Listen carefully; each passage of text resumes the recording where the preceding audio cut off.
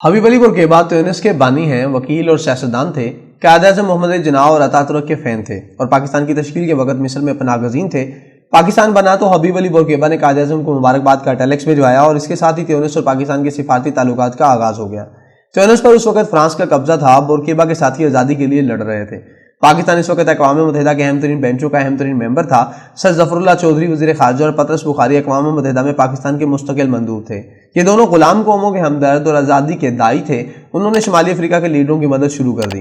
बुरकीबा और उनके साथियों को पाकिस्तानी पासपोर्ट दिए और ये पाकिस्तानी डेस्क से जनरल असम्बली में तकरीरें करते रहे। त्यूनिस जब 1956 में आज़ाद हुआ और बुरकीबा सदर बने तो उन्होंने त्यूनिस शहर की 3 सड़कें मोहम्मद अली जिन्नाह, सर ज़फ़रुल्लाह चौधरी और पतरस बुखारी से मंसूब कर दी। ये तीनों सड़कें आज भी पाकिस्तान के एहसानात की गवाह बनकर त्यूनिस सिटी में मौजूद हैं। त्यूनिस के लोग ये दावा भी करते हैं कि हबीब अली बुरकीबा जलावतनी के दौरान चंद माह पाकिस्तान में भी पनाह गज़ीन रहे और हुकूमत पाकिस्तान ने इनकी भरपूर खिदमत की थी। लेकिन इन तवील और गहरे ताल्लुकात के बावजूद त्यूनिस और पाकिस्तान आज बहुत दूर है। सियाहत और तजारत दोनों ना होने के बराबर हैं। हमारा ग्रुप त्यूनिस का विजिट करने वाला पहला पाकिस्तानी सियाहती ग्रुप था, जबकि त्यूनिस से ताजिर और सियाह भी पाकिस्तान नहीं आते और यह इंतहाई काबिल अफसोस बात है। त्यूनिसी माशरा बर्बर, अरब, यूरोपीय और तुर्क रिवायात का खूबसूरत गुलदस्ता है। बर्बर यहाँ के कदीम बशिंदे हैं। ये पैदाइशी वॉरियर हैं। इनकी रिवायत 10,000 साल पुरानी है। अरब यहाँ फातहीन बनकर आए थे और ये 1400 साल से यहाँ हैं। रोमन, फ्रेंच और स्पेनिश तारीख के मुख्तलिफ अदवार में त्यूनिस को फतह करते रहे। ये इलाका आखिरी मरतबा 75 साल फ्रांस के कब्जे में रहा। त्यूनिस ने 1956 में फ्रांस से आज़ादी हासिल की। तुर्कों ने 16वीं सदी में खैरुद्दीन बाबर बरूसा की मदद से शुमाली अफ्रीका को फतह किया और ये पहली जंग अज़ीम तक यहाँ काबिज रहे। चुनांचे ये माशरा मुख्तलिफ रिवायात, ज़ुबानों और रंग व नस्ल का मुरक्कब है। आपको लोगों के चेहरों और आवाज़ों में भी उन तमाम कौमों और ज़मानों की झलक मिलती है। दूसरा, त्यूनिस दुनिया के उन चंद मुल्कों में शामिल है जिन्होंने अरबों, तुर्कों और यूरोपीय अक़वाम से जंग के बगैर आज़ादी हासिल की और ये चीज़ उनकी अमन पसंद खसलत को जाहिर करती है। ये आज भी अमन पसंद और शाइस्ता हैं। ये दूसरे लोगों को बिलावजह तंग नहीं करते। अरब मुल्कों और यूरोप के साथ बहुत अच्छे ताल्लुकात हैं। यूरोप के साथ फ्री ट्रेड एग्रीमेंट है, लिहाजा मुल्क में बेतहाशा यूरोपीय कंपनियां काम करती हैं।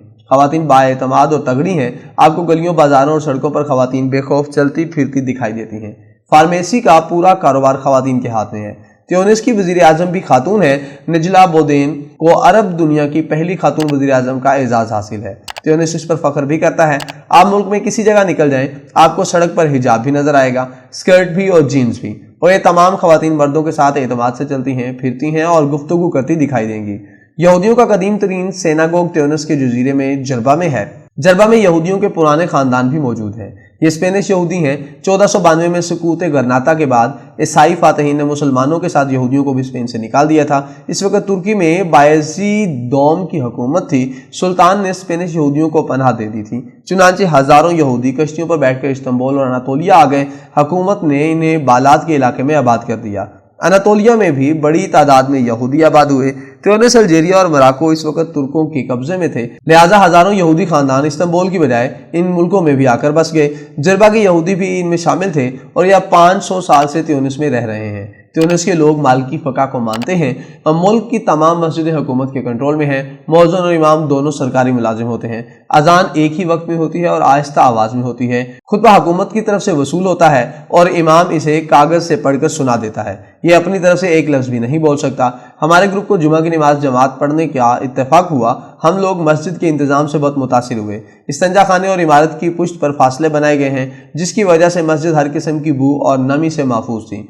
दूसरा, नमाजी रिलैक्स होकर मुख्तलिफ टोलियों में बैठे थे। नमाज से चंद लम्हे कबल इमाम आए, खुतबा पढ़ा, सफ़े सीधी हुई, नमाज हुई और लोग 10 मिनट में मस्जिद से बाहर खड़े थे। त्यूनिस के समंदर फ्रांस, इटली और स्पेन को टच करते हैं। गैर कानूनी तारकीन वतन अमूमन त्यूनिस के पानियों से गुजर कर यूरोप में दाखिल होते हैं।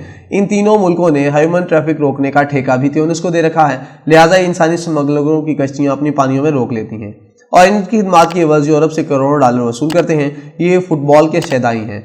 फुटबॉल मैच के दौरान पूरा मुल्क बंद हो जाता है और अगर इनकी टीम जीत जाए तो पूरा मुल्क बाहर निकलकर नाचता और गाता है। तो इस जश्न में मौलवी भी शामिल होते हैं। त्यूनिस की आखिरी चीज़ जिसने हमें हैरान भी किया और परेशान भी, ये लोग अपनी करेंसी मुल्क से बाहर नहीं जाने देते।